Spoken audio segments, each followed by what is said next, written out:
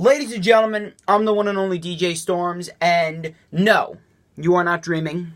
Yes, I have uploaded a video on a Wednesday. For those of you asking why, a couple of reasons. Number one, I have not uploaded a recorded video in weeks.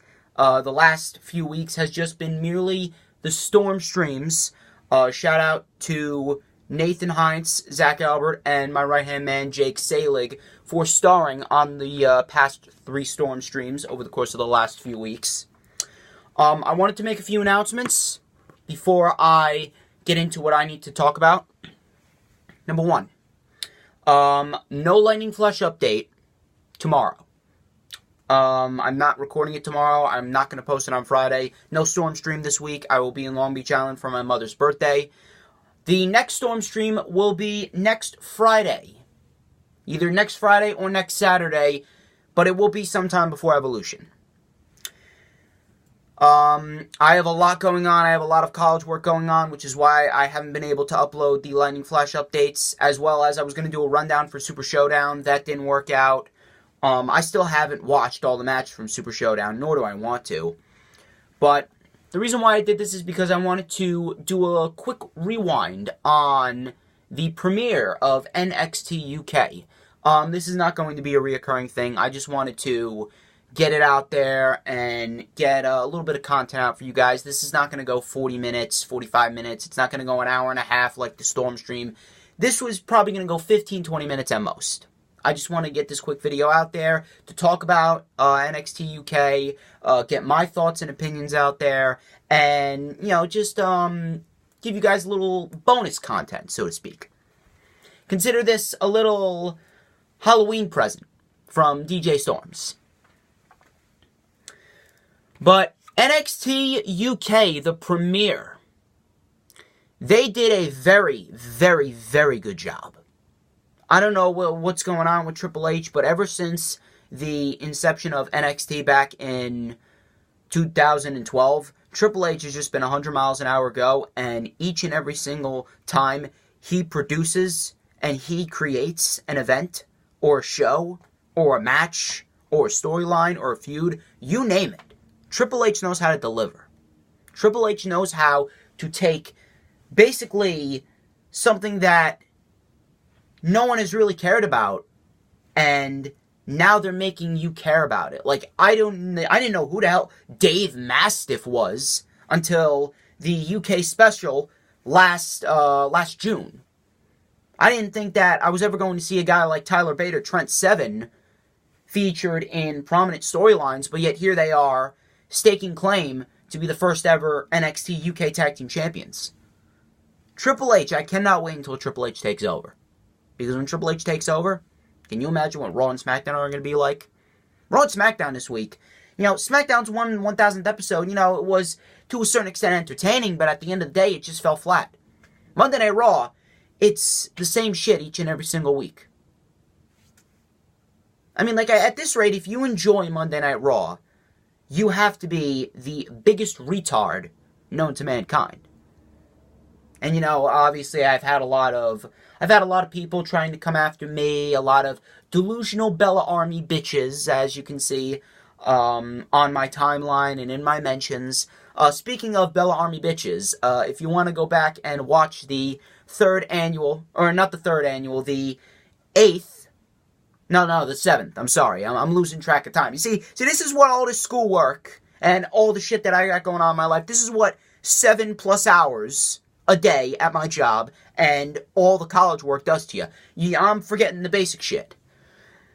7th annual special edition Storm stream. The third topic was a rant on Nikki Bella versus Ronda Rousey. If you want to go check that out, I will post the link in the description. Probably the most truthful and most brutally honest segment I think I've ever done on any Storm stream.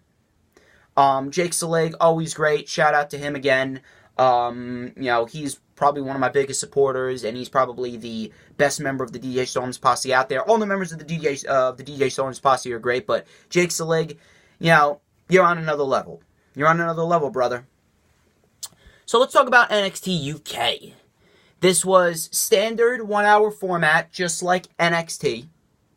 And I think that these guys should be featured on takeovers as well, if they want to. Unless they want to do NXT UK takeovers, which I don't think Triple H will do because that would be overkill. So I think that, you tack on a match or two and you can get some of these guys and their championships on takeovers card. You can have maybe 7 matches, 8 matches. I wouldn't mind it. That would be like a full pay-per-view. The show started off with Joe Coffey versus Mark Andrews, building off the storyline that happened with the Coffey brothers attacking the losers of the Fatal 4-Way match at the UK special. And Mark Andrews versus Joe Coffey was a very competitive match. It was a very good match to kick off the UK premiere. Back and forth, Joe Coffey is hard-hitting. Mark Andrews, he's always fun to watch. I actually think that Mark Andrews should take the title off of Pete Dunne. I would love to see Mark Andrews as UK champion.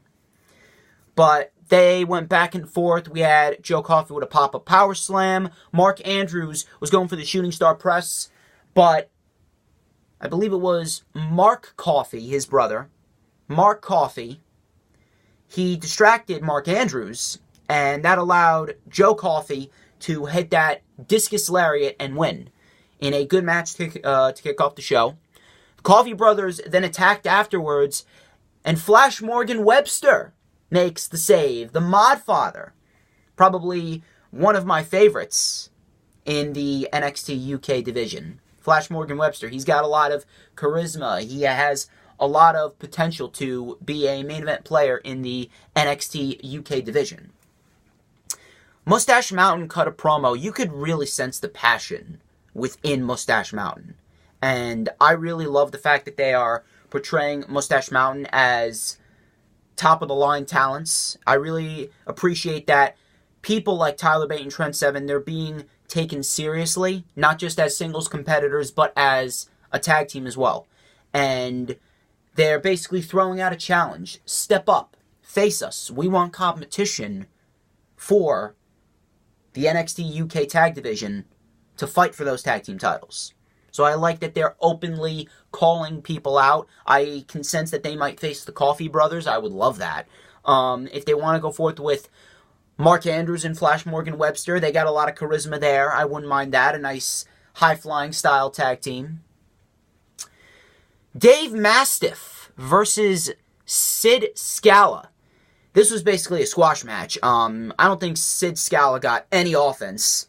Dave Mastiff really showcasing that he has got a lot of potential to be a big star as well. Dave Mastiff, he was able to hit a big front drop kick.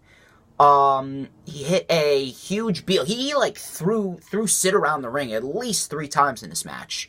Dave Mastiff is a beast. But he won with a huge cannonball senton. And this, I'm not talking about a KO cannonball. Kevin Owens is great, but Dave Mastiff jumped into the cannonball. Kevin Owens just merely rolls. Dave Mastiff jumped through the air into the cannonball on Sid Scala. Crushed him. And Nigel said it best. We need a spatula for Sid Scala. Toni Storm versus Nina Samuels in a decent match. This was basically highlighting the NXT UK women's division. It was just a nice little match here and there. Back and forth action. Toni Storm won like I knew she would with Storm Zero. And I can see Toni Storm being in top contention for the NXT UK Women's Championship, or I could probably see Toni Storm winning the Mae Young Classic. I mean, Toni Storm, you know that Triple H has got big plans for Toni Storm when she's in the NXT UK Women's Division competing for the NXT UK Women's title, and she's in the finals of the Mae Young Classic. Because Toni Storm, I have full confidence that she's going to make the finals. I did not read the spoilers, so don't spoil them for me. The main event, man. This right here really made me proud. This right here really made me proud to watch the first episode of NXT UK. I legitimately rushed home from college because my college class ends at 2, and It does take a bit while to get home because, there's traffic around that time because everybody's getting out of school. But I'm glad that I rushed home to watch this match. Because this match right here, this match is the personification of what Triple H can really do. Not just to a brand, but to a single man's career. Think about this for a second. Noam Dar's career was absolutely dead on 205 Live when Vince McMahon was running it. He gets injured. And I believe that if Vince McMahon was still running it, when Noam Dar would have came back, he still would have been in the same exact position that he was before the injury. Now look at Noam Dar. He's pulling double duty on 205 Live and NXT UK. He's in much better matches. He's in the best shape of his career. And this right here, this was Noam Dar's best match in his WWE career since the Cruiserweight Classic. Surprise, surprise, it was against Pete Dunne. That just shows you not only how good Triple H is at reviving careers, but that just goes to show you how good and how valuable Pete Dunne really is. Pete Dunne is a main eventer. He is worth so much more than just the United Kingdom Championship. I sure hope that Pete Dunne gets a WWE or a Universal title opportunity somewhere down the line. Because Pete Dunne is somebody special. Pete Dunne has become symbolic with that guy to just carry a division. And it just speaks volumes at how Pete Dunne has just come from almost nothing. He came from being a star in the UK, and then from that first match with Tyler Bate in the first WWE UK tournament, he has only gotten better. Pete Dunne is going to be a valuable player when he gets in the main roster. And Noam Dar, this was Noam Dar's best match since the Cruiserweight Classic. This just goes to show you how good Triple H is and how good Pete Dunne is. This match was phenomenal. Phenomenal in every sense of the word. Pete Dunne and Noam Dar, they literally tore each other apart. They tore each other apart. Noam Dar with a huge fisherman brainbuster on the damn apron. I thought Pete Dunne would have landed right on his neck. I thought that would have been the end of Pete Dunne's career. And we had Noam Dar hitting a huge shin kick. Pete Dunne was knocked silly. Pete Dunne went for the bitter end after he snapped the finger of Noam Dar. Noam Dar rolled it into a knee bar, and Pete Dunne just got to the rope. Crowd is going insane. They're chanting, "This is awesome." They're chanting NXT UK. By the end of this, Noam Dar was going for the Nova Roller, that running enziguri. Noam Dar gets clocked with a huge right forearm by Pete Dunne, and you could hear the pop echo throughout the arena. And then a huge bitter end, and that was it. Or actually, before the bitter end, Noam Dar and his pinky were bent backwards. Pete Dunne bent Noam Dar's pinky all the way back and stomped on it like it was a cockroach. You could not pay me all the money in the world to take a spot like that from Pete Dunne. I actually tweeted out, why does every move that Pete Dunne does look like it could put someone in the hospital? There is something about Pete Dunne when he just delivers a move, any move, when he executes any move, you could sense that Pete Dunne legitimately makes you believe that he could legitimately hospitalize someone. I would not be surprised if one of these days someone is legitimately hospitalized by fighting Pete Dunne in a WWE ring. Or any ring. Any ring, at that matter. I knew Pete Dunne was going to win. I am glad that Pete Dunne won. I don't think Noam Dar is going to be the one to take the title off of Pete Dunne. At this rate, I don't know who the hell is going to take the title off of Pete Dunne. I've been proposing Mark Andrews, but I don't know how long they're going to build up Mark Andrews, because right now he's in a program with Flash Morgan Webster and the Coffee Brothers. But regardless, great match. This match was probably better than all of SmackDown 1000 and all of Raw combined. That's how good Triple H is. He could take a single match and make it better than nearly everything that the entire WWE puts on all week. And ladies and gentlemen, that's been the rewind for the very first episode of NXT UK. I would like to thank each and every single one of you who tuned into this video.